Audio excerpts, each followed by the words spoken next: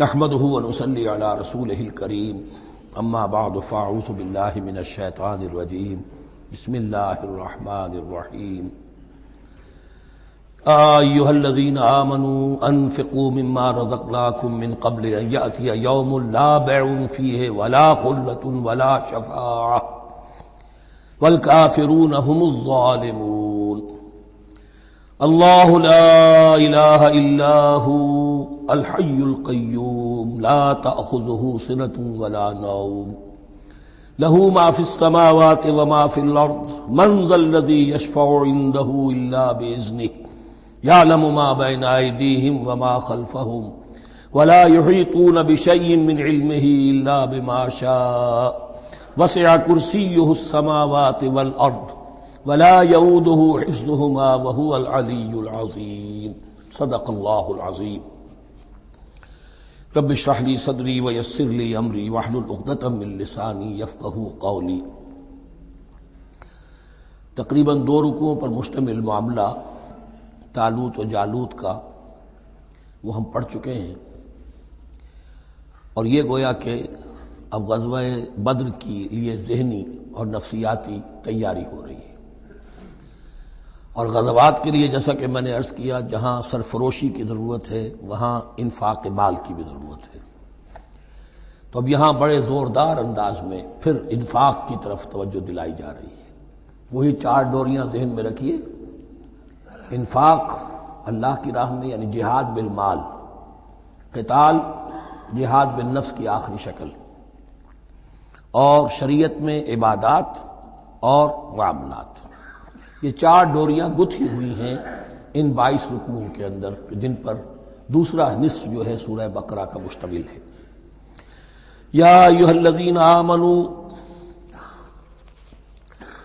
انفقوا مما رزقناکم من قبل ان یأتی یوم لا بیع فیہ ولا خلۃ ولا شفاعہ، اہل ایمان خرچ کر دو ان چیزوں میں سے کہ جو اللہ نے تمہیں دی ہیں، اس سے پہلے کہ وہ دن آ دھمکے جس دن نہ کوئی خرید و فروخت ہوگی، نہ کوئی دوستی کام آئے گی، نہ کوئی شفاعت مفید ہوگی۔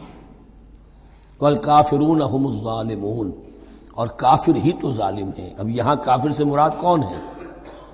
کافر اصطلاحی نہیں، کافر معنوی، جو اللہ کے اس حکم انفاق کی تعمیل نہیں کرتا، دیکھتا ہے کہ دین مغلوب ہے، اس کو غالب کرنے کی جد و جہد ہو رہی ہے، اس کی کچھ تقاضے ہیں، مالی ضرورتیں ہیں اس کی، اور اللہ نے اسے قدرت دی ہے، اس میں خرچ کر سکتا ہے اور نہیں کرتا، وہ ہے اصل کافر۔ اس کے بعد وہ آیت آ رہی ہے جو قرآن حکیم کی عظیم ترین آیت ہے، حضور فرمان نبوی صلی اللہ علیہ وسلم، آیت الکرسی۔ اس کا تو نام بھی چونکہ معروف ہے، میں نے جو آپ کو بڑے بڑے حکمت کے موتی اور بڑے بڑے پھول آپ کو گنوائے ہیں، آیت الآیات، آیت البر، آیت الاختلاف، اور اب یہ ہے آیت الکرسی، توحید کے عظیم ترین خزانوں میں سے ہے۔ ہی سیدۃ آیات القرآن، حضور نے فرمایا یہ تمام آیات قرآنی کی سردار ہے۔ جس طریقے سے آیت بر اور سورۃ العصر میں ایک نسبت ہے کہ ہدایت اور نجات کی شرائط ساری کی ساری ایک چھوٹی سی صورت میں اللہ نے جمع کر دی، والعصر ان الانسان لفی خسر الا الذین آمنوا وعملوا الصالحات وتواصوا بالحق وتواصوا بالصبر، لیکن اس کی تفصیل ایک آیت میں آئی، وہ آیت البر ہے۔ چنانچہ جو منتخب نصاب ہم نے مرتب کیا ہے دعوت قرآن کے لیے، میں پہلا درس سورۃ العصر کا ہے اور دوسرا درس آیت البر کا ہے۔ جو نسبت سورۃ العصر میں ہے کہ وہ سورت ہے، یہ آیت ہے، لیکن اس آیت میں کئی صورتیں نکل سکتی ہیں حجم کے اعتبار سے سورۃ العصر کے برابر۔ یہی نسبت ہے سورہ اخلاص میں، 4 آیتیں، توحید کا عظیم ترین خزانہ، اور یہ آیت الکرسی، یہ آیت ہے۔ سورہ اخلاص اس میں 4 بن جائیں گی حجم کے اعتبار سے، لیکن اسے حضور نے ثلث قرآن قرار دیا ہے، توحید کے موضوع پر جامع ترین سورۃ الاخلاص، لیکن توحید اور خاص طور پر توحید فی الصفات کے موضوع پر عظیم ترین آیت یہ آیت الکرسی ہے۔ اللہ لا الہ الا ہو، اللہ وہ معبود برحق ہے جس کے سوا کوئی الہ نہیں، بڑا کیٹیگوریکل۔ الحی القیوم، وہ زندہ ہے از خود اور باخود، اس کی زندگی مستعار نہیں ہے۔ وہ جو کہا ہے کہ مانگ کے لائے تھے 4 دن، 2 آرزو میں کٹ گئے، 2 انتظار میں، عمر دراز مانگ کے لائے تھے۔ اللہ کی زندگی ہے، اس کی از خود زندگی، کسی کی دی ہوئی نہیں، اور اس زندگی میں کوئی ضعف نہیں، کوئی کمزوری نہیں، کوئی احتیاج نہیں، آگے آ جائے گا، نہ اسے نیند آتی ہے نہ اونگ آتی ہے۔ قیوم، خود اپنی جگہ وہ زندہ جاوید ہستی ہے، اور باقی ہر شے کا وجود اس کے حکم سے قائم ہے، کوئی شے قائم نہیں ہے بغیر اس کے اذن کے۔ تو گویا کہ احد اور الصمد، اللہ اپنی جگہ احد، لیکن باقی پوری کائنات کے لیے صمد ہے، جو سورہ اخلاص میں 2 الفاظ آئے ہیں، قل هو اللہ احد اللہ الصمد۔ اللہ حی ہے اور قیوم ہے، لا تاخذہ سنۃ ولا نوم، اس پر غالب نہیں ہو سکتی نہ نیند نہ اونگ۔ لہو ما فی السماوات و ما فی الارض، آسمان اور زمین میں جو کچھ ہے اسی کا ہے، ملکیت تامہ، ملکیت حقیقی اس کی ہے۔ من ذا الذی یشفع عندہ الا باذنہ، کون ہے وہ جو شفاعت کر سکے اس کے پاس مگر اس کی اجازت سے۔ اب یہ مقام آیا ہے سورہ بقرہ میں پہلی مرتبہ، 3 مرتبہ کیٹیگوریکل ڈینائل کے بعد، کوئی شفاعت نہیں، کوئی شفاعت نہیں، کوئی شفاعت نہیں۔ یہاں بھی جو انداز ہے بہت ہی جلالی انداز ہے، منظر الذی، کس کی یہ حیثیت ہے، کس کا یہ مقام ہے، کس کو یہ زور حاصل ہے کہ وہ اپنے اختیار کے بل پر، جو اپنی حیثیت کی بنیاد پر شفاعت کر سکے؟ ہاں، جس کے لیے اللہ اجازت دے دے۔ استثناء کے ساتھ شفاعت کا یہاں پر پہلی مرتبہ آیا، ورنہ سورہ بقرہ کے 6 رکوع کی دوسری آیت، واتقوا یوما لا تجزی نفس عن نفس شیئا ولا یقبل منها شفاعۃ ولا یؤخذ منها عدل ولا هم ينصرون۔ 15 رکوع کی دوسری آیت، واتقوا یوما لا تجزی نفس عن نفس شیئا ولا یقبل منها عدل ولا تنفعها شفاعۃ ولا هم ينصرون۔ اور اب اس سے پہلے کی آیت میں آ چکا ہے ولا شفاعہ، کوئی شفاعت مفید نہیں ہوگی، لیکن یہ کہ اس میں ایک استثناء ہے۔ اب یہ ذرا باریک مسئلہ ہے کہ شفاعت حقہ کیا ہے، شفاعت باطلہ کیا ہے، تو دورہ ترجمہ قرآن میں اتنی تفاصیل کے ساتھ بحث نہیں کی جا سکتی، وہ ایک علیحدہ موضوع ہے، حال ہی میں نے اس پر اپنے درس ریکارڈ کرا دیے ہیں۔ یعلم ما بین ایدیہم وما خلفہم، وہ جانتا ہے جو کچھ ان کے سامنے اور جو اس کو پیچھے ہے۔ عام طور پر دنیا میں ہم سفارش کرتے ہیں تو کہتے ہیں کہ بھئی میں جانتا ہوں اس شخص کو بہتر، اصل میں جیسا کچھ یہ نظر آتا ہے ویسا نہیں ہے، یا جیسا کچھ فیکٹس آن دی فائل آ گئے ہیں وہ بڑے ہی ڈیسیونگ ہیں، اصل حقائق کچھ اور ہیں اس کیس کے، وہ میں آپ کو بتاتا ہوں۔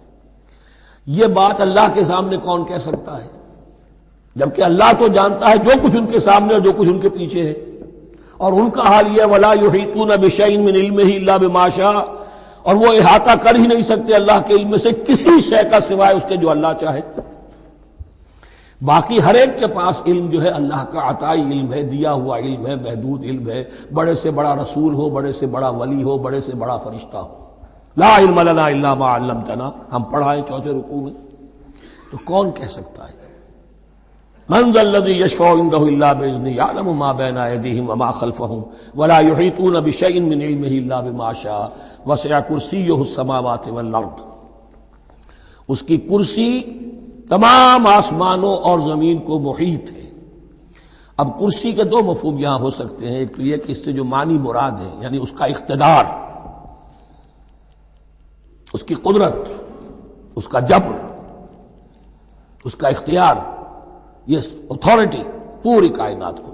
ایک یہ بھی ہو سکتا ہے کہ اللہ تعالیٰ کے لیے ہم نہیں جان سکتے، یہ آیات متشابہات میں سے ہے کہ کوئی شے بھی ہو واقعتاً جس کو ہم اسے کرسی کہہ سکیں، عرش، کرسی، ان سب کے بارے میں یہ دونوں باتیں ذہن میں رکھیے۔ یہ بھی ہو سکتا ہے کہ ان کی کوئی مجسم حقیقت ہو جو ہمارے ذہن سے، ہمارے تخیل سے ماورا ہے، اور یہ بھی ہو سکتا ہے اس سے استعارہ مراد ہو، اس کا اقتدار و اختیار آسمانوں اور زمین پر چھایا ہوا ہے۔ ولا یؤودہ حفظہما، اور اسے تکان طاری نہیں ہوتی، اس پر گراں نہیں گزرتا ان دونوں کا تھامنا، ان دونوں کی حفاظت، آسمانوں کی اور زمین کی۔ وہو العلی العظیم، اور وہ العلی ہے، بلند و بالا، اور عظیم ہے، بڑی عظمت والا۔ یہ آیت الکرسی سیدۃ آیات القرآن، تمام آیات قرآنی کی سردار۔ اور توحید الہی کا ایک بہت بڑا خزانہ۔ لا اکراہ فی الدین، دین میں کوئی جبر نہیں ہے، یعنی یہ کہ کسی بھی شخص کو نہ کبھی جبراً مسلمان بنایا جائے گا نہ کبھی بنایا گیا۔ استثناءات ہو سکتے ہیں، کسی کا ذاتی کوئی عمل ہو، فعل ہو، کسی نے کیا ہو۔ اسلام میں کسی فرد کو جبراً مسلمان بنانا حرام ہے، لیکن اس آیت کا یہ مطلب نکال دینا کہ نظام باطل کو بھی ختم کرنا جو ہے اس میں کوئی طاقت استعمال نہیں ہو سکتی، یہ حماقت ہے پرلے درجے کی۔ نظام باطل نظام ظلم ہے، ایکسپلائٹ کر رہا ہے لوگوں کو، اللہ اور بندوں کے درمیان حجاب بن گیا ہے، پردہ بن گیا ہے۔ نظام کو طاقت کے ساتھ ختم کرنا فرض ہے مسلمان کا۔ طاقت نہیں ہے تو ٹھیک ہے، طاقت حاصل کرنے کی کوشش کرتا رہے، لیکن جو مسلمان نظام باطل کو ختم کرنے کی آرزو اور ارادے سے خالی ہے، اس کے دل میں یہ ارادہ نہیں ہے، اس کے دل میں ایمان نہیں ہے۔ طاقت اور جبر نظام کو ختم کرنے پر صرف کیا جائے گا، کسی فرد کو مجبوراً مسلمان نہیں بنایا جائے گا۔ یہ ہے اصل میں اس آیت کا مفہوم۔ لا اکراہ فی الدین قد تبین الرشد من الغی، رشد ہدایت واضح ہو چکی ہے کجی سے، جتنی کجیاں ہیں، جتنے غلط راستے ہیں، جتنی شیطانی پگڈنڈیاں ہیں، ان سے جو صراط المستقیم ہے اس کو بالکل مبرہن کر دیا گیا ہے۔ فمن یکفر بالطاغوت، تو جو کوئی بھی طاغوت کا انکار کرے گا، دیکھیے اللہ پر ایمان لانے سے پہلے طاغوت کا انکار ضروری ہے۔ جیسے لا الہ الا اللہ، تو طاغوت، اور طاغوت کون ہے؟ طغا سے سرکش، جس نے اپنی حاکمیت کا اعلان کیا وہ طاغوت، جس نے غیر اللہ کی حاکمیت کو تسلیم کیا وہ طاغوت، اس کے تحت بننے والے سارے انسٹیٹیوشنز طاغوت، جو بھی ادارے ہوں، چاہے کتنے ہی خوشنما ادارے ہوں۔ ہے عدلیہ، لیکن وہ عدلیہ اللہ کے قانون کے مطابق فیصلے نہیں کر رہی، کچھ اور لوگوں کے بنائے ہوئے قانون کے مطابق فیصلے کر رہی، وہ طاغوت ہے۔ جو بھی اللہ کے حدود بندگی سے تجاوز کرتا ہے وہ طاغوت ہے۔ طغیانی کسے کہتے ہیں؟ پانی دریا کی حدوں میں بہہ رہا ہے، لیکن جب وہ اپنی حدوں سے نکلا طغیانی پہ ہے۔ دریا کو اپنی موج کی طغیانیوں سے کام، کشتی کسی کے پار ہو یا درمیان رہے اسے اس کی کیا فکر ہے؟ تو طغا اور بغا یہ دونوں بڑے قریب کے الفاظ ہیں، بغاوت اور طغیانی۔ فمن یکفر بالطاغوت، طاغوت کا انکار، جو کوئی کفر کرے طاغوت کے ساتھ، وَيُؤْمِن بِاللَّهِ، اور پھر اللہ پر ایمان لائے۔ طاغوت سے بھی دوستی، اللہ پر بھی ایمان، اللہ کے دشمنوں سے بھی یارانہ، اور اللہ کے ساتھ بھی وفاداری کا دعویٰ، یہ چیز نہیں چل سکتی، یہی منافقت ہے۔ یکسو ہو جاؤ، حنیفا مسلما فقد استمسک بالعروۃ الوثقی، جس شخص نے یہ کام کر لیا، طاغوت کی نفی اور اللہ پر ایمان، اس نے تو مضبوط کنڈا تھام لیا۔ تو سمجھئے کہ اگر کوئی شخص کسی جہاز، سمندری جہاز میں عرشے پر سے گر جائے، تیرنا بھی نہ آتا ہو، کسی طرح ہاتھ پاؤں مار کر وہ کسی کنڈے کے اوپر اگر ہاتھ اس کا پڑ گیا، تو اب وہ سمجھتا ہے کہ اس کو میں نہیں چھوڑوں گا، میری جان اسی سے وابستہ ہے، زندگی اسی سے ہے۔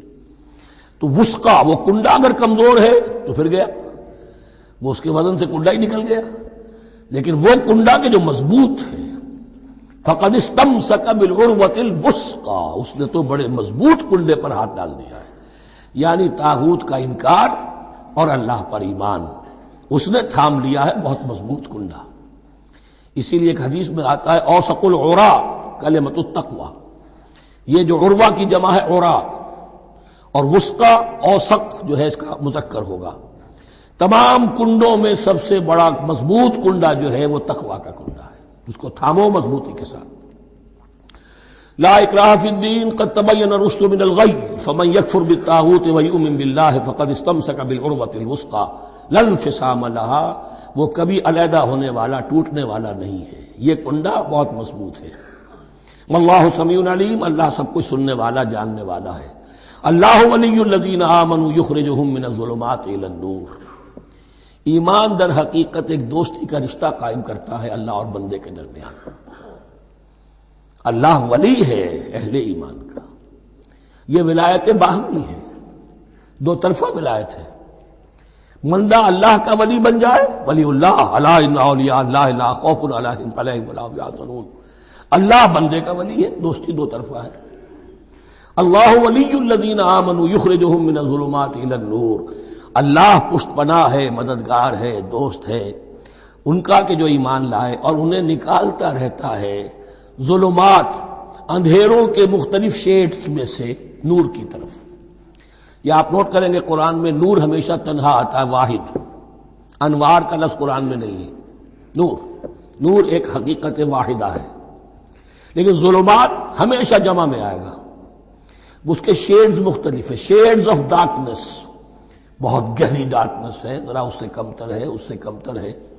تو جتنے بھی شیڈز ہیں، کفر کا ہے، شرک کا ہے، الحاد کا ہے، مادہ پرستی کا ہے، ایگنوسٹسزم کا ہے، لا ادریت کا ہے، جتنے بھی فلسفے غلط ہیں، جتنے بھی نظریات غلط ہیں، جتنے بھی عمل کی غلط راہیں ہیں، ان سب کے اندھیاروں سے نکال کر اللہ تعالیٰ اہل ایمان کو ایمان کی روشنی کے اندر لاتا رہتا ہے۔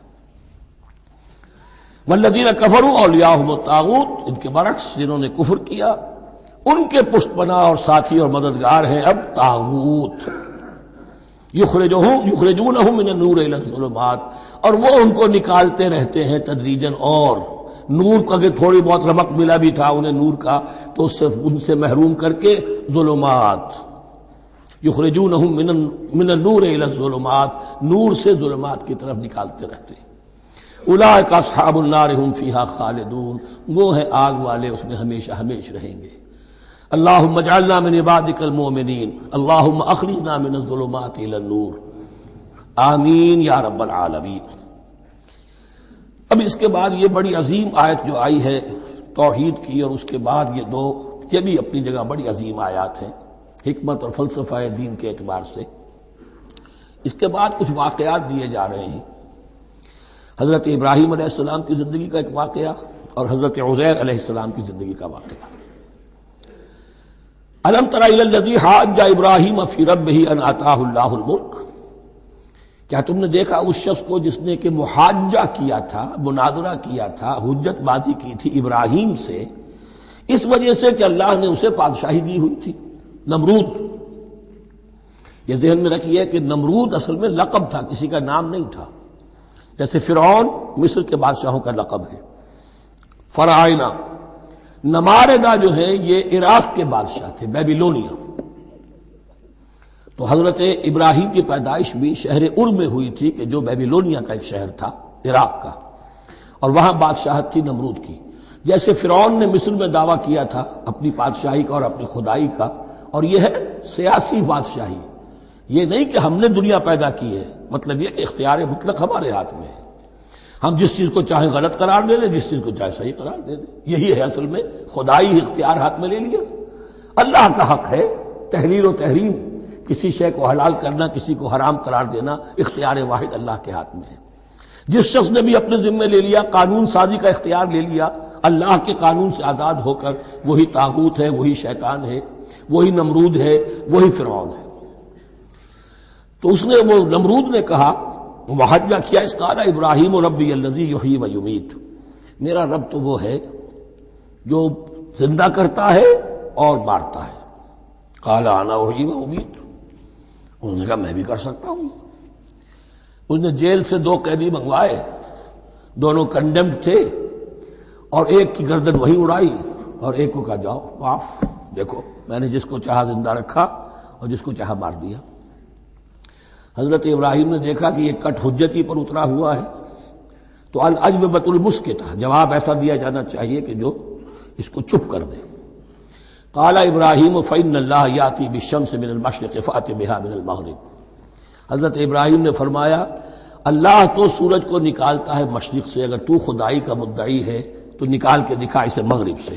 فبہت الذی کفر، تو مبہوت ہو کر رہ گیا وہ کافر، اب اس کے پاس کوئی جواب نہیں تھا۔ واللہ لا یہدی القوم الظالمین، اور اللہ ظالموں کو ہدایت نہیں دیا کرتا۔ ہدایت تو نہیں ہوئی، چپ ہو گیا، لیکن چپ کیا ہوا، اس کے بعد تو فیصلہ ہوا کہ انہیں آگ میں جھونک دیا جائے۔ او کالذی مر علی قریۃ وہی خاویۃ علی عروشہا، یا پھر اس شخص کے واقعے کو ذرا یاد کرو، کیا تم نے نہیں دیکھا کہ جس کا گزر ہوا ایک بستی پر، اور وہ اوندھی پڑی ہوئی تھی اپنی چھتوں پر، اگرچہ مختلف تفاسیر میں مختلف آپ کو شاید اس کی تعبیرات ملے. یہ اصل میں ہوا ہے کہ جب نمرود، جس کا نام تھا بخت نصر، نیبوکیڈنیزر، اس نے 586 قبل مسیح میں، حضرت مسیح سے 586 قبل، اس نے حملہ کیا فلسطین پر. دیکھیے عراق اور فلسطین کی، اسرائیل کی اور عراق کی اس وقت بھی سب سے بڑی دشمنی ہے آپس میں، وہی دشمنی جو ہے 2500 سال پرانی بھی ہے. اس نے وہ نمرود بابل، نیبوکیڈنیزر جس کا نام تھا، اس نے حملہ کیا. 12 لاکھ کی آبادی تھی، 6 لاکھ کو قتل کیا اور 6 لاکھ کو بھیڑوں بکریوں کی طرح ہانکتا ہوا قیدی بنا کر لے گیا. 150 برس تک کیپٹیوٹی میں رہے ہیں یہ، اور یروشلم اجڑا رہا ہے. کوئی نفس نہیں، کوئی متنفس نہیں تھا، کوئی انسان نہیں، کوئی 2 اینٹیں سلامت نہیں چھوڑی. اسی وقت وہ ہیکل سلیمانی جو ہے وہ شہید کیا گیا، اور ان کے کہنے کے مطابق اس کے ایک تہخانے میں وہ تابوت سکینہ بھی تھا جہاں ربائی ان کے موجود تھے، اور وہ ربائی بھی وہیں پر ان کی موت واقع ہوئی، اور تابوت سکینہ بھی ہے اگر ان کا قول صحیح ہے. تو جس زمانے میں یہ اجڑی ہوئی بستی تھی، حضرت عزیر علیہ السلام کا گزر ہوا، انہوں نے دیکھا کوئی متنفس نہیں، تو انہوں نے کیا کہا؟ قال انا یحیی ھذہ اللہ بعد موتھا، اللہ اس بستی کو اس کے اس طرح مردہ اور برباد ہو جانے کے بعد کیسے زندہ کرے گا؟ اب اس میں کیسے احیاء ہو سکتا ہے؟ دوبارہ کیسے اس میں لوگ آ کر آباد ہو سکتے ہیں؟ اتنی بڑی بربادی، اتنی تباہی، کوئی متنفس نہیں، کوئی 2 اینٹیں سلامت نہیں. فَأَمَاتَهُ اللَّهُ مِئَةَ عَامٍ ثُمَّ بَعَثَهُ، تو اللہ نے اس پر موت وارد کر دی 100 برس کے لیے، اور پھر انہیں اٹھایا. قَالَ كَمْ لَبِثْتَ، سوال کیا کتنے عرصے رہے ہو یہاں؟ حضرت عزیر جو ہیں، چونکہ جو رینائسنس ہوا ہے تاریخ بنی اسرائیل میں، اس کے نقیب، اس کے اصل جو بنیاد ہے وہ یہ ہے.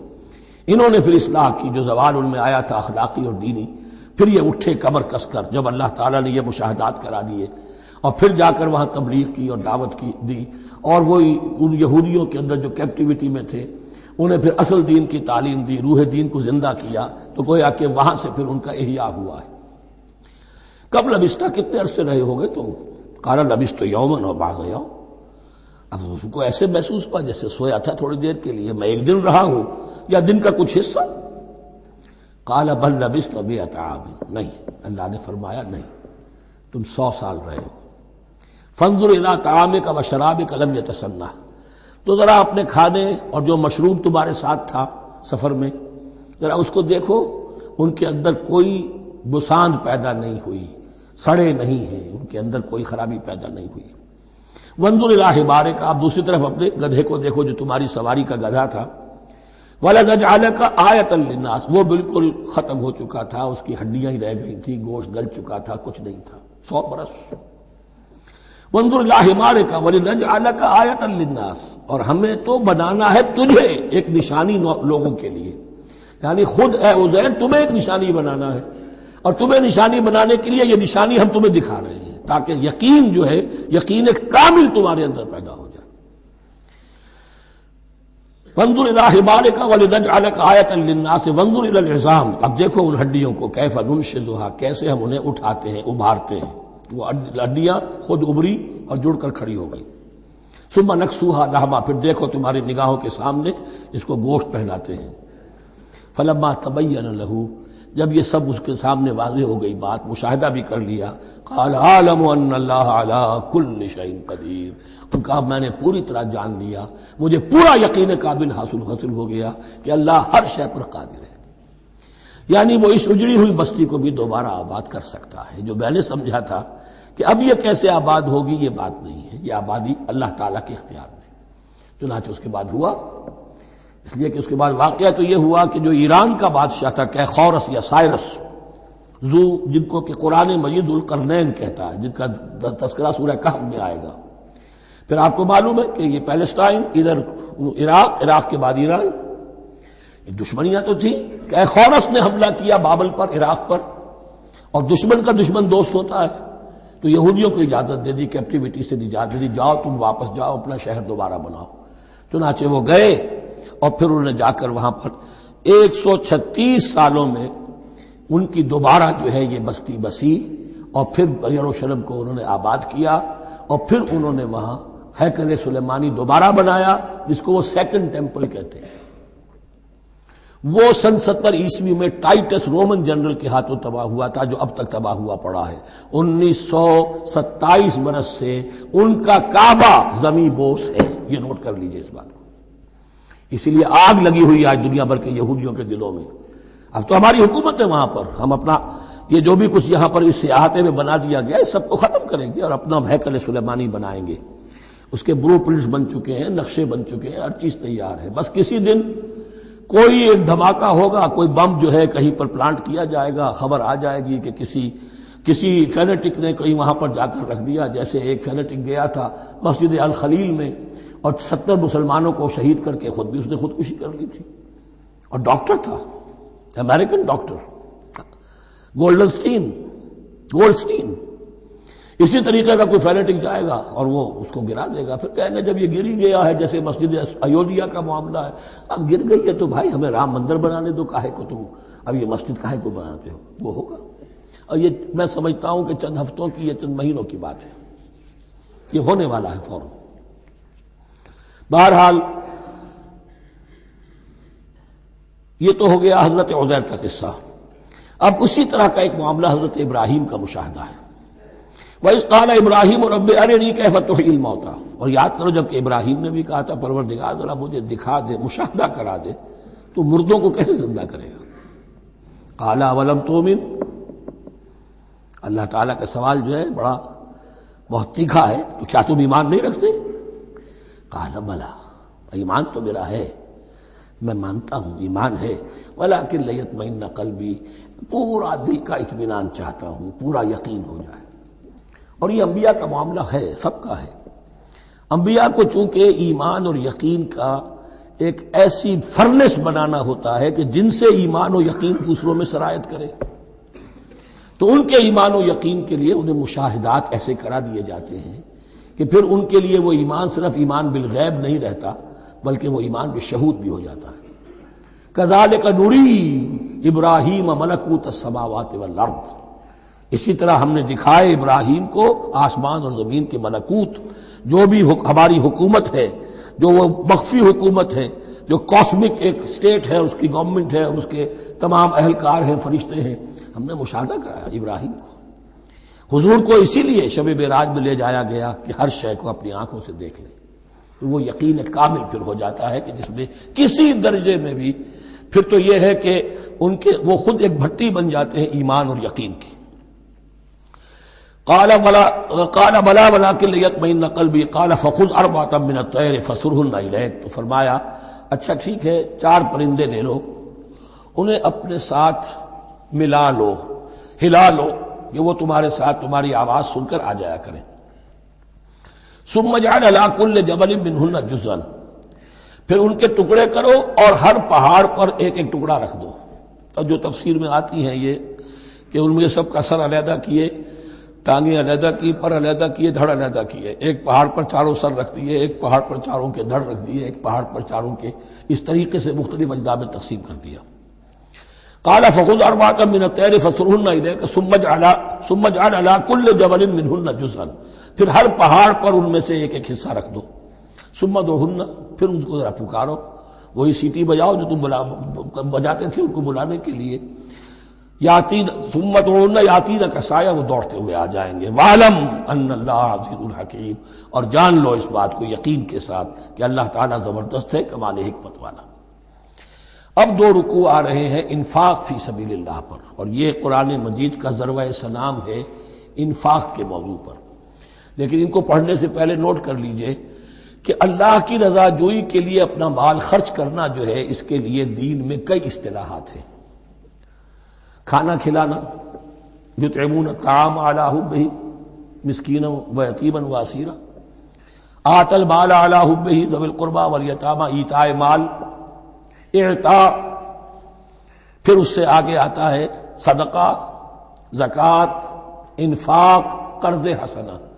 یہ 5-6 ٹرمز ہیں، لیکن ان ٹرمز کے اندر ایک تقسیم ذہن میں رکھیے کہ 2 مدیں ہیں بڑی بڑی اللہ تعالیٰ کی رضا جوئی کے لیے مال خرچ کرنے کی۔ ایک مد ہے غربا، یتامى، مساکین، محتاج، بیوائیں، ان کے لیے، یعنی ابنائے نو میں سے، یہ آپ کے معاشرے کے اجزاء ہیں، آپ کے بھائی بند ہیں، آپ کے رشتہ دار ہیں، آپ کے اعزاء و اقرباء ہیں، ان کے لیے خرچ کرنا تو یہ بھی اللہ کو بہت پسند ہے، اس کا اجر ملے گا، یہ بھی گویا کہ اللہ تعالیٰ ہی کے لیے آپ نے خرچ کیا۔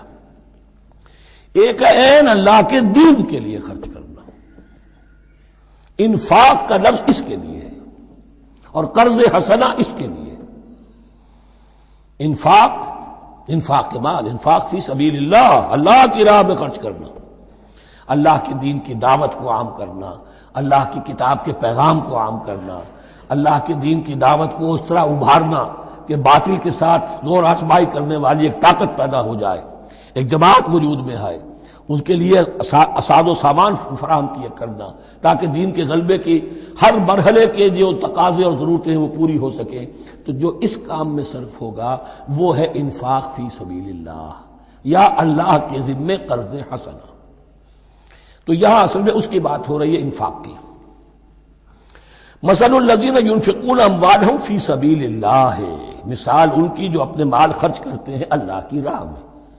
عام طور پر یہ فی سبیل اللہ جو ہے وہ سبیل پانی کی بنا دی، وہ بھی سبیل ہے، ٹھیک ہے، وہ بھی سبیل تو ہے، نیکی کا وہ بھی راستہ ہے، سبیل اللہ ہے، لیکن یہ کہ فی سبیل اللہ خرچ جو ہے اس کا بالکل مفہوم اور ہے، وہ صدقہ ہے، خیرات ہے، زکوٰۃ بھی اصلاً جو ہے وہ غریبوں کا حق ہے، لیکن اس میں بھی ایک مد سبیل اللہ کی رکھی ہوئی ہے۔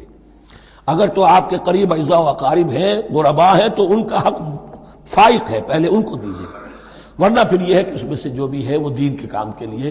جب دین یتیمی کی حالت کو آ گیا ہو تو سب سے بڑا یتیم تو دین ہے، آج کے وقت سب سے بڑا یتیم دین ہے۔ بہرحال فی سبیل اللہ انفاق۔ مثل الذین ينفقون اموالهم فی سبیل اللہ کمثل حبۃ انبتت سبع سنابل فی کل سنبلۃ مئۃ حبہ، مثال ان کی جو اللہ کی راہ میں خرچ کرتے ہیں اللہ کے دین کے لیے، ایسے ہے جیسے ایک دانہ کہ اس سے 7 سنبلیں پیدا ہوئیں، 7 خوشیں، 7 بالیاں، یہ 7 سٹے۔ باجرے کا سٹا ہوگا کتنے دانے ہوتے ہیں اس میں، مکئی کا سٹا ہے اس میں کتنے دانے ہیں، فی کل سنبلۃ مئۃ حبہ، اس میں 100 دانے موجود ہیں ہر ایک میں، تو ایک دانے سے 700 دانے وجود میں آ گئے۔ اسی طریقے سے اللہ تعالیٰ جو بھی اس کے دین کے لیے مال خرچ کرے گا اس کے مال میں اضافہ کرے گا، اللہ تعالیٰ ان کو جزا دے گا اور اس کو بڑھاتا رہے گا اپنے ہاں۔ واللہ یضاعف لمن یشاء، اور یہ تو تمہیں تمثیلاً بتایا ہے، اللہ اس سے بھی دگنا کرے گا جس کو چاہے گا، صرف 700 گنا نہیں، اور جتنا چاہے گا بڑھائے گا۔ واللہ واسع علیم، اللہ کے خزانوں میں کوئی کمی نہیں ہے، بڑی وسعت والا ہے اللہ، بہت سمائی والا ہے اور وہ سب کچھ جاننے والا ہے۔ الذین ينفقون اموالهم فی سبیل اللہ، پھر جو لوگ کہ اپنا مال خرچ کرتے ہیں اللہ کی راہ میں، ثم لا يتبعون ما انفقوا منا ولا اذى، پھر جو کچھ وہ خرچ کرتے ہیں اس کے بعد نہ تو تکلیف پہنچاتے ہیں نہ احسان جتاتے ہیں۔ دیکھیے جی میں نے اس وقت اتنا چندہ دیا تھا، معلوم ہوا کہ میرا حق جو ہے وہ زیادہ ہے، پھر میری بات مانی جانی چاہیے۔ ہم چندے زیادہ دیتے ہیں تو رات میں بات بھی تو ہماری چلنی چاہیے۔ یا اگر کسی جو کارکن کو دیا ہے جو اللہ کے دین کے لیے کام کر رہا ہے، یہ بھی ان 2 رکوعوں کے آخر میں بات واضح ہو جائے گی۔ کوئی شخص ہے اللہ کے دین کے کام میں لگا ہوا، آپ اس کو ساتھ تعاون کر رہے ہیں تاکہ وہ اپنی معاش کے اوپر اپنا وقت نہ لگائے، اپنا پورا وقت جو ہے وہ دین کی خدمت میں لگائے، لیکن اب اگر کہیں آپ نے اس کو جتا بھی دیا، اس پر احسان بھی رکھ دیا، کوئی تکلیف دے کلمہ کہہ دیا، تو جو آپ کا اجر و ثواب تھا وہ 0 ہو جائے گا۔ الذین ينفقون اموالهم فی سبیل اللہ ثم لا يتبعون ما انفقوا منا ولا اذى، جو انفاق کرتے ہیں اس کے بعد اس کے پیچھے نہ تو جتلاتے ہیں نہ کوئی اور تکلیف پہنچاتے ہیں۔ لہم اجرہم عند ربہم ولا خوف علیہم ولا هم یحزنون، ان کا اجر ان کے رب کے پاس محفوظ ہے اور ان کے لیے مغفرت ہے۔ ولا خوف علیہم ولا هم یحزنون، ان کے اوپر نہ کوئی خوف ہوگا اور نہ کوئی ان کو حزن سے دوچار ہوں گے۔ قول معروف، بھلی بات کہنا، ومغفرہ اور درگزر کرنا، خیر بہتر ہے من صدقۃ، اس خیرات سے یتبعھا اذی، جس کے بعد کہ اذیت پہنچائی جائے۔ کوئی آپ سے فرض کیجئے کوئی ضرورت کے لیے آئی گیا ہے، کسی نے ہاتھ پھیلا دیا ہے، تو آپ اگر آپ نہیں کر سکتے مدد، قول معروف، نرمی کے ساتھ جواب دے دیجئے، معذرت کر لیجئے، یا یہ ہے کہ اگر کسی سائل نے آپ کے ساتھ درستی کی ہے تو پھر بھی یہ ڈانٹیے نہیں، وَأَمَّا السَّائِلَ فَلَا تَنْهَرْ، پھر بھی یہ ہے کہ مغفرت، معاف کیجیے۔ یہ کہیں بہتر ہے اس سے کہ دے تو دیا، خیر من صدقۃ یتبعها اذى، اس کے بعد اسے 2-4 جملے بھی سنوا دیے، کوئی اور سلواتیں بھی سنا دی اسے، تو اس کا کوئی فائدہ نہیں ہوا۔ واللہ غنی حلیم، اللہ تعالیٰ غنی ہے اور حلیم ہے۔ یہ کیوں کہا گیا کہ تم اگر کسی کو دے رہے ہو تو اصل میں اللہ کو دے رہے ہو۔ ایک حدیث میں آتا ہے کہ اللہ تعالیٰ اپنے بندے سے شکایت کرے گا، اے میرے بندے تیرے پاس مال تھا، میں نے تجھ سے مال طلب کیا تھا، میں بھوکا تھا، میں نے تجھ سے روٹی مانگی، تو نے مجھے کھلایا نہیں۔ بندہ کہے اللہ تو غنی ہے، تجھے بھوک، تجھے احتیاج، کہ وہ جو میرا بندہ تھا جو بھوکا تھا اس نے جو مانگا تھا تجھ سے وہ میں ہی تھا، اصل میرا بندہ تھا۔ الخلق عیال اللہ، تجھ سے انہیں کھانے کو نہیں دیا تجھے، تو گویا کہ مجھے نہیں دیا۔ اے میرے بندے میں ننگا تھا، میں نے تجھ سے میں چاہا کہ میرا سطر ڈھانپ دے، مجھے کوئی لباس دے دے، لیکن یہ کہ تو نے نہیں دیا۔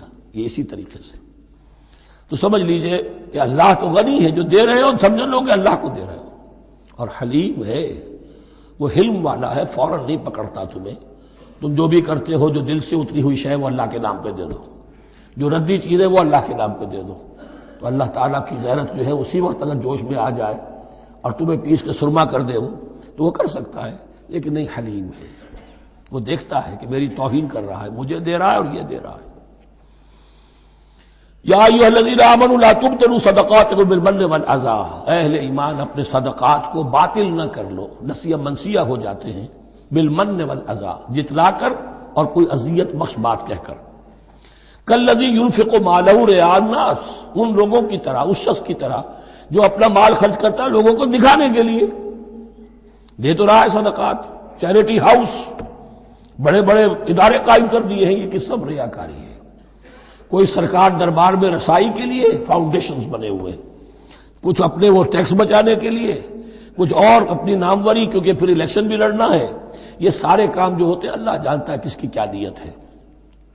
لا تبطلوا صدقاتکم بالمن والاذی کالذی ينفق مالہ رئاء الناس ولا یؤمن باللہ والیوم الآخر، جو ریاکاری کر رہا ہے وہ حقیقت میں ایمان نہیں رکھتا اللہ پر اور یوم آخر پر۔ یہ ریا اور یہ ایمان ایک دوسرے کی ضد ہے، جیسا کہ حدیث بار بار سنا چکا ہوں، من صلی یرائی فقد اشرکا ومن صام یرائی فقد اشرکا ومن تصدق یرائی فقد اشرکا۔ جس نے دکھاوے کے لیے نماز پڑھی اس نے شرک کیا، جس نے دکھاوے کے لیے روزہ رکھا اس نے شرک کیا، جس نے دکھانے کے لیے لوگوں کو صدقہ خیرات دیا اس نے شرک کیا۔ ولا یؤمن باللہ والیوم الآخر فمثلہ کمثل صفوان علیہ تراب فاصابہ وابل فترکہ صلدا، تو اس کی مثال اس چٹان کی سی ہے، اس پر کوئی تھوڑا سا غبار، کچھ ریت جم گئی تھی، تو اگر کسی چٹان کے اوپر کوئی تھوڑی سی تہ آ گئی ہو مٹی کی، وہاں آپ نے کوئی بیج ڈال دیے، کوئی فصل بھی ہو گئی۔ فاصابہ وابل، اب آیا زوردار ایک بارش کا چھینٹا پڑا، زوردار منہ پڑا، بارش بیج پڑا، فترکہ صلدا، وہ ساری اوپر کی تھوڑی سی تہ تھی، وہ مٹی بھی بہہ گئی اور آپ کی محنت بھی گئی، وہ آپ کا بیج بھی گیا اور آپ کی فصل بھی گئی۔ وہ چٹان جو ہے چٹیل چٹان وہ اندر سے نکل آئی، یعنی سب کچھ گیا۔ ریاکاری میں اس کا مطلب یہ ہے مال بھی دیا اور حاصل کچھ نہ ہوا، بیج بھی گیا، اور اللہ کے ہاں کسی اجر و ثواب کا سوال ہی نہیں۔ لا یقدرون علی شیء مما کسبوا، جو محنت انہوں نے کی تھی، اس تھوڑی سی مٹی جو جم گئی تھی اس میں بھی کچھ ہل چلایا تھا، کچھ بیج ڈالا تھا، اب اس میں کوئی قدرت انہیں حاصل نہیں ہے، سب کچھ گیا۔ واللہ لا یہدی القوم الکافرین، اور اللہ ایسے کافروں کو ہدایت نہیں دیتا، راہ یاب نہیں کرتا۔ ومثل الذین ینفقون اموالهم ابتغاء مرضات اللہ، اس کے برعکس وہ لوگ، وہی سائملٹینیس کنٹراسٹ، جب ایک ریاکاری کے خرچ کے لیے وہ ایک مثال دی گئی، تمثیل اور تشبیہ دی گئی، تو اب جو واقعتاً اللہ تعالیٰ کے اجر و ثواب کے لیے خلوص و اخلاص کے ساتھ خرچ کرتا ہے اس کے لیے بھی مثال۔ ومثل الذین ینفقون اموالهم ابتغاء مرضات اللہ، اور مثال ان لوگوں کی جو خرچ کرتے ہیں اپنے مال اللہ کی رضا جوئی کے لیے، خوشی حاصل کرنے کے لیے، وتثبیتا من انفسہم، اور اپنے عزم کی پختگی کے ساتھ، اپنے نفس کی پختگی کے ساتھ۔ کمثل جنت، ان کی مثال اس باغ کی ہے بربوۃ جو ذرا بلندی پر ہے، باغ ہے، جیسا کہ میں نے عرض کیا نیچرل باغ کا یہی تصور ہوتا تھا، ذرا اونچائی پر جو ہے پلانٹیشن ہے، ندی بہ رہی ہے کوئی دامن میں جس سے خود بخود اس کو اریگیشن ہو رہی ہے۔ کمثل جنت بربوۃ، یہیں سے یہ قادیانیوں نے لفظ ربوہ لے کر اور اپنا وہ شہر بنایا ہے پاکستان میں۔ اصابہ وابل، اب اگر اس باغ کے اوپر زوردار منہ آ جائے، بھی آ جائے، خوب بارش برسے، فآتت اکلھا ضعفین، تو اس کا پھل جو ہے دگنا ہو جائے گا۔ فإن لم يصبها وابل فطل، اور اگر زوردار میہ نہ آئے، بارش نہ برسے، تو تھوڑا بہت چھینٹا بھی پڑے گا تب بھی اس کا تو بہرحال پھل جو ہے وہ برقرار رہے گا۔ واللہ بما تعملون بصیر، اور جو کچھ تم کر رہے ہو اللہ تعالیٰ اس کو دیکھ رہا ہے۔ دروں بینی کرتے رہا کرو کہ تم یہ بال جو خرچ کر رہے ہو واقعتاً خلوص دل کے ساتھ، اخلاص نیت کے ساتھ اللہ ہی کے لیے کر رہے ہو، کہیں اس میں کوئی اور جذبہ، کہیں تمہارا غیر شعوری طور پر کوئی جذبہ شامل نہ ہو جائے، تو انٹراسپیکشن ہو، اپنے غریبانوں میں جھانکتے رہو۔ ایود احدکم ان تکون لہ جنۃ من نخیل واعناب تجری من تحتہا الانہار، کیا تم میں سے کوئی شخص پسند کرے گا کہ اس کا ایک باغ ہو اور کھجور کا درخت ہو اس میں، اور انگور کی بیلیں بھی ہوں، اور اس کے دامن میں ندیاں بہتی ہوں، نیچرل اریگیشن بھی ہے، کھجور کے درخت بھی ہیں، اور بیلوں کی ٹٹیاں لگی ہوئی ہیں انگوروں کی، اور انگوروں کی بیلیں ہیں۔ لہو فیہا من کل الثمرات، اس کے لیے اس باغ میں ہر طرح کا میوہ ہے۔ فاصابہ الکبر، اب اس پر بڑھاپا بھی طاری ہو گیا ہے۔ وَلَهُ ذُرِّيَّةٌ ضُعَفَاء، اور اس کی اولاد ہے ابھی چھوٹی عمر کی، کم سن ہے، کمزور ہے۔ فَأَصَابَهَا إِعْصَارٌ، کہ اچانک اس باغ کے اوپر ایک ایسا بگولا، ایک ایسی آندھی آئی جس میں آگ ہے، فیہ نارٌ، کوئی ایسا آگ بھری آندھی آئی۔ فَأَصَابَهَا إِعْصَارٌ فِيهِ نَارٌ فَاحْتَرَقَتْ، پورا کا پورا باغ جل کر جھلس کر رہ گیا۔ کذالک یبین اللہ لکم الآیات لعلکم تتفکرون، اس طرح اللہ تعالیٰ تمہارے لیے اپنی آیات کو واضح کرتا ہے تاکہ تم تفکر کرو۔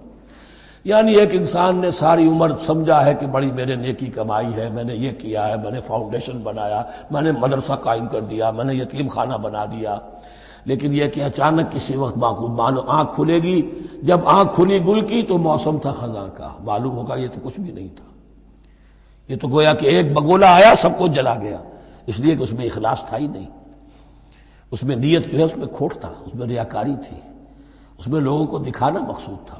پھر حال وہی ہوگا جس طرح کہ وہ بوڑھا اب کفے افسوس مل رہا، اب کیا کرے، بوڑھا ہو چکا ہے، دوبارہ تو باغ لگا نہیں سکتا، لہذا جب وہ موت آ جائے گی تو گویا کہ اب اس کے لیے موقع نہیں ہے کہ دوبارہ کوئی کام اور کر سکے۔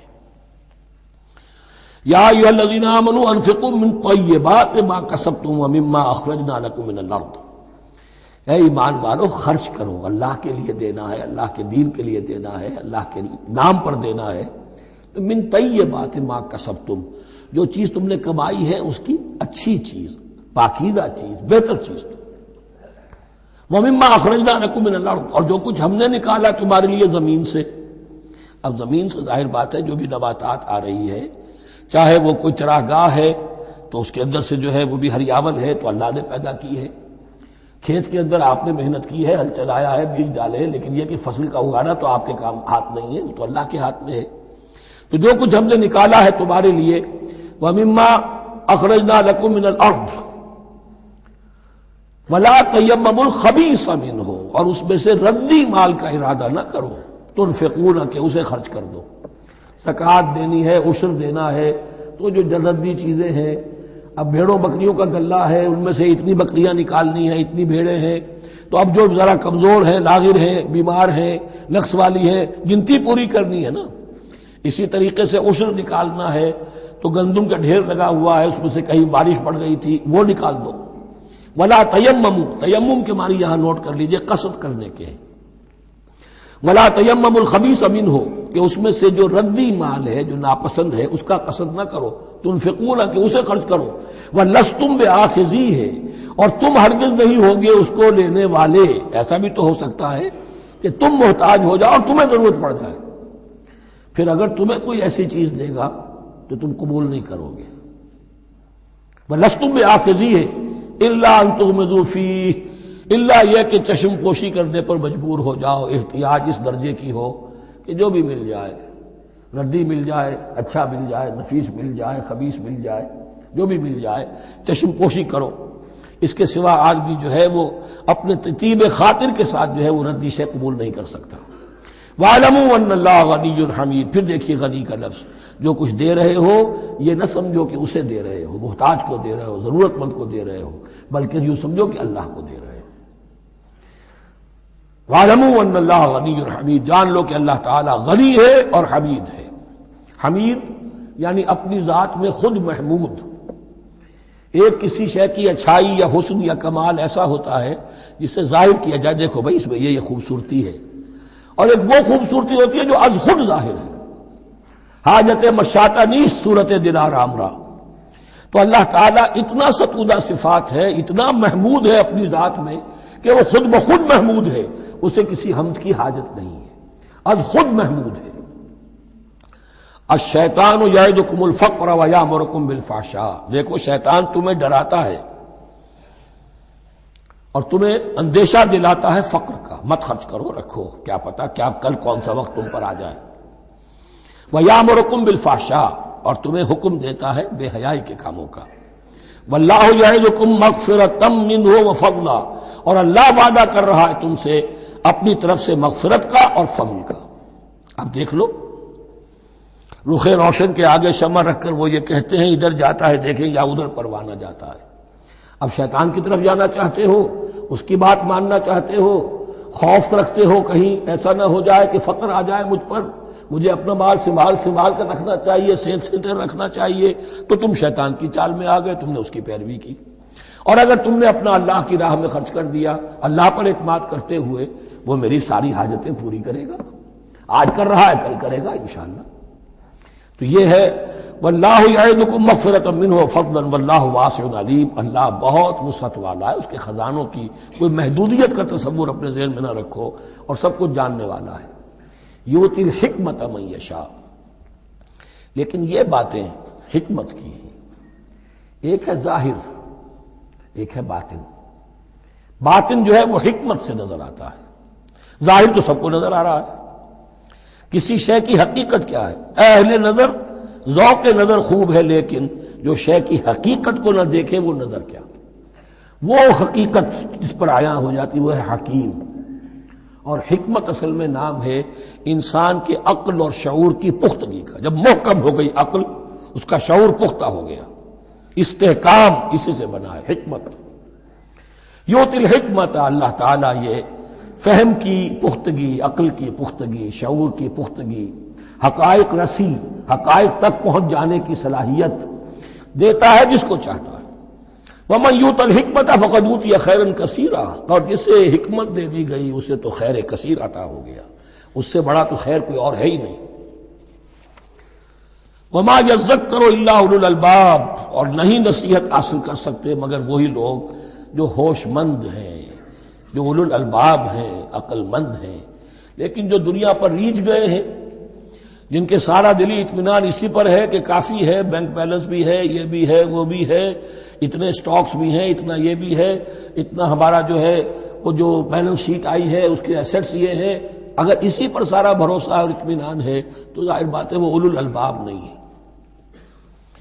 وَمَا أَنفَقْتُم مِّن نَفَقَةٍ أَوْ نَذَرْتُم مِّن نَذْرٍ، اور جو بھی کچھ تم خرچ کرتے ہو، جو بھی نفقہ، جو بھی خیرات تم دیتے ہو، اور نظر تم من نظرین، اور یا جو بھی نظر تم دیتے ہو اللہ کے نام پر، منت مانگتے ہو، فإن اللہ یعلم، اللہ تعالیٰ اس سب کو جانتا ہے۔ وما للظالمین من انصار، اور یقیناً ظالموں کے لیے کوئی مددگار نہیں ہوں گے۔ ان تبدوا الصدقات فنعما ہی، صدقات کو تو اگر تم کھل کر اعلانیہ دو تب بھی ٹھیک ہے، اور خاص طور پر زکوٰۃ کا تو معاملہ اعلانیہ ہے ہی ہے۔ ان تبدوا الصدقات، ظاہر کرو، برملا اعلانیہ دو تو بھی ٹھیک ہے، کم سے کم فقراء کا حق تو پہنچ گیا، کسی کی ضرورت تو پوری ہو گئی۔ وَإِن تُخْفُوهَا، لیکن اگر تم انہیں چھپاؤ، اب یہ ہوگا صدقات نافلہ کے لیے۔ ایک جو صدقات جو ہیں کہ جو لازمن دے رہے ہیں واجبہ، ان کو تو ان کے لیے اخفاء نہیں ہے، یہ دین کی حکمت کو ذہن میں رکھیے، فرض عبادات اعلانیہ ادا کی جائیں گی۔ یہ وسوسہ بھی شیطان بہت سے لوگوں کے دلوں میں ڈال دیتا ہے کہ کیا 5 وقت جا کے مسجد میں نماز پڑھنی ہے، لوگوں پر اپنے تقویٰ کا روب گانٹھنا چاہتے ہو، گھر میں پڑھ لیا کرو، یا داڑھی رکھو گے کیا چاہتے ہو، تم چاہتے ہو کہ لوگ تمہیں سمجھے متقی ہے تو میں اس لیے داڑھی نہیں رکھتا، ہوتا ہے وسوسہ۔ لیکن جو چیز واجب ہے وہ علن اعلان کرو، اس کے اظہار میں کوئی رکاوٹ نہیں۔ ہاں جو صدقات نافلہ ہیں، جو نماز نفل ہے، اسے چھپا کر کرو، اس کا اظہار بہت بڑا فتنہ ہوتا ہے، نفل عبادت کا اظہار بہت بڑا فتنہ ہے۔ وَإِن تُخْفُوهَا، اگر چھپاؤ، وَتُؤْتُوهَا الْفُقَرَاءَ، اور تم وہ ضرورت مندوں کو دے دو، فَهُوَ خَيْرٌ لَكُمْ، وہ تمہارے لیے بہت بہتر ہے۔ اب دیکھیے خیر لکم کہا، یہ تمہارے لیے بہتر ہے۔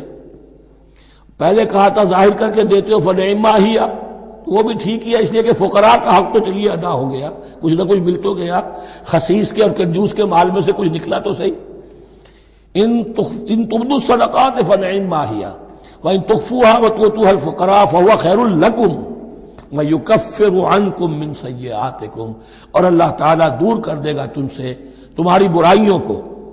واللہ بما تعملون خبیر، اور جو کچھ تم کر رہے ہو اللہ تعالیٰ اس سے باخبر ہے۔ لیس علیک ھداھم، اے نبی آپ کے ذمے نہیں ہے کہ ان کو ہدایت دے دیں۔ آپ کی یہ دیکھیے علیکا ذمہ داری ہو جاتی ہے، فرض۔ لام لکا یہ ہو جاتا ہے کسی کے حق میں۔ القرآن حجت لکا او علیکا، یا یہ قرآن تمہارے حق میں حجت ہے، یہ شفاعت کرے گا تمہاری قیامت کے دن اگر تم نے اسے مانا، جیسے کہ ماننے کا حق ہے، پڑھا جیسے کہ پڑھنے کا حق ہے، عمل کیا جیسے کہ عمل کرنے کا حق ہے، پھر اس کی دعوت و تبلیغ کی جیسے کہ اس کا حق ہے، تو یہ تمہارے حق میں حجت ہوگا۔ اور اگر تم نے اس کے حقوق ادا نہ کیے، یہ تمہارے خلاف مدعی بن کر کھڑا ہو جائے گا۔ القرآن حجت لک او علیک، یہ تم پر آئے گا وبال۔ اے اللہ یہ بدبخت مجھے مانتا تھا کہ میں تیرا کلام ہوں، پڑھتا نہیں تھا، مجھے پڑھتا تھا تو جیسے کسی طوطا مینا کو، جو مولانا ماہر قاضی کی نظم ہے، کچھ بول سکھائے جاتے ہیں، رٹائے جاتے ہیں، اس طرح پڑھایا جاتا ہوں اور اس طرح سکھایا جاتا ہوں، وہ اس طریقے سے پڑھ رہے ہیں، کچھ پتہ نہیں۔ 1-2 روپے کا اخبار لائیں گے تو سمجھ کر پڑھیں گے، اللہ کی کتاب کو سمجھ کے پڑھنے کی ضرورت نہیں۔ پڑھا تو عمل نہیں کیا بدبخت نے۔ ما آمن بالقرآن من استحل محارمہ، تو لام اور علا کا یہ استعمال ذہن میں رکھیے۔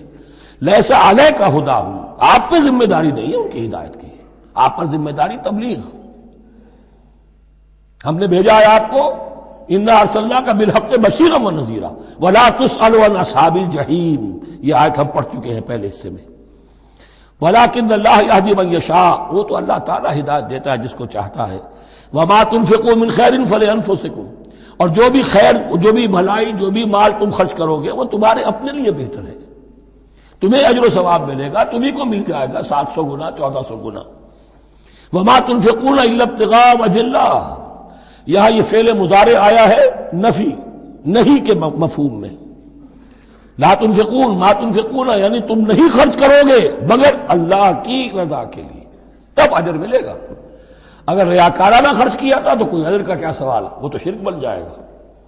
وما تنفقون الا ابتغاء وجه اللہ وما تنفقوا من خیر یوفى الیکم وانتم لا تظلمون، اور جو بھی خیر تم خرچ کرو گے، خیر میں سے جو بھی دولت خرچ کرو گے، یوفى الیکم، پورا تمہیں لوٹا دیا جائے گا، وانتم لا تظلمون، اور تم پر کوئی ظلم نہیں ہوگا، تمہاری کوئی حق تلفی نہیں ہوگی۔ اب آیا ہے آخری ٹیپ کا بند۔ انفاق فی سبیل اللہ کا سب سے بڑھ کر حقدار کون ہے؟ للفقراء الذین احصروا فی سبیل اللہ، وہ ضرورت مند کے جو گھر کر رہ گئے اللہ کی راہ میں، جیسے اصحاب صفہ تھے بیٹھے ہوئے ہیں، کوئی کام نہیں کر رہے، حضور سے علم سیکھ رہے ہیں، اور جہاں جہاں سے دعوت آ رہی ہے کہ حضور بھیجیے ہمارے ہاں کوئی مبلغین، وہاں سے ان کو بھیجا جا رہا ہے۔ اب وہ معاش کی جد و جہد کرتے تو یہ تعلیم کیسے حاصل کرتے؟ یا اسی طرح دین کی کوئی خدمت ہے، کوئی آپ نے تحریک اٹھائی ہے، اب اس میں آپ کو کچھ نہ کچھ کارکن تو چاہیے، ان کارکنوں کی بھی تو آخر معاش کا ہے درجہ۔ اگر وہ سارا 8 گھنٹے دفتروں میں کھائیں اور وہاں ڈانٹیں بھی سنیں افسروں کی، اور پھر 2 گھنٹے جانا 2 گھنٹے آنا، اب وہ کون سا وقت نکالیں گے دین کے کام کا؟ کیا کریں گے؟ کہاں سے وقت آ جائے گا؟ کچھ لوگ تو ہونے چاہیے جو ہمہ وقت لگ جائیں، لیکن ہمہ وقت تو لگ گئے، لیکن پیٹ تو ان کے بھی ہے، اولاد تو ان کے بھی ہوگی۔ للفقراء الذین احصروا فی سبیل اللہ، جو گھیرے میں آ گئے ہیں اللہ تعالیٰ کی راہ کی جد و جہد میں، جہاد فی سبیل اللہ کی سعی میں، وہ اس طریقے سے مصروف ہو گئے ہیں، لا یستطیعون ضربا فی الارض، اب وہ زمین میں گھوم پھر کر تجارت کرنے کی ان کے اندر ان کے پاس وقت ہی نہیں ہے، نہیں چل پھر سکتے زمین میں اپنی معاش کے لیے۔ یحسبهم الجاہل اغنیاء من التعفف، اب یہ اس طرح کے فقیر تو ہیں نہیں جو لپٹ کر مانگتے ہوں، انہیں عام طور پر جو ناواقف شخص ہے وہ سمجھتا غنی ہے، اس سے کوئی ضرورت ہی نہیں، اس نے کبھی مانگا ہی نہیں، لیکن اس نے مانگا اس لیے نہیں ہے کہ وہ اس طرح کا سائل نہیں ہے، اس طرح کا وہ سوالی نہیں ہے، وہ فقیر نہیں ہے، وہ تو اللہ کے دین کے لیے اپنے آپ کو اس نے لگا دیا ہے۔ یہ تمہارا کام ہے کہ دیکھو، یحسبهم الجاہل اغنیاء من التعفف، وہ جو مانگنے سے رک رہے ہیں اپنی عزت نفس کی حفاظت کی خاطر، اس کی وجہ سے ناواقف آدمی سمجھتے ہیں کہ تو غنی ہے، اسے کوئی ضرورت نہیں ہے۔ تعرفهم بسیماہم، تم پہچان لوگے انہیں ان کے چہروں سے۔ ظاہر بات ہے کہ فقر کا، احتیاج کا اثر چہرے پر تو آ جاتا ہے۔ اگر آپ کو نیوٹریشن صحیح نہیں مل رہی ہے تو ظاہر بات ہے چہرے پر اس کا اثر ہوگا۔ تعرفهم بسیماہم لا يسألون الناس الحافا، وہ لپٹ کر لوگوں سے سوال نہیں کرتے، مانگتے نہیں ہیں، وہ ان سائلوں کی طرح نہیں ہے جو اصل میں اپنی محنت وصول کرتے ہیں، کھڑے ہو کر آپ کے سر ہو کر آپ سے کچھ نہ کچھ نکلوا لیتے ہیں زبردستی، اس طریقے سے تو وہ نہیں مانگیں گے۔ یہ بات اہم مسئلہ ہے۔ اقامت دین کی جد و جہد میں جو لوگ ہمہ وقت لگ جائیں، آخر ان کے لیے کیا ذریعہ ہو۔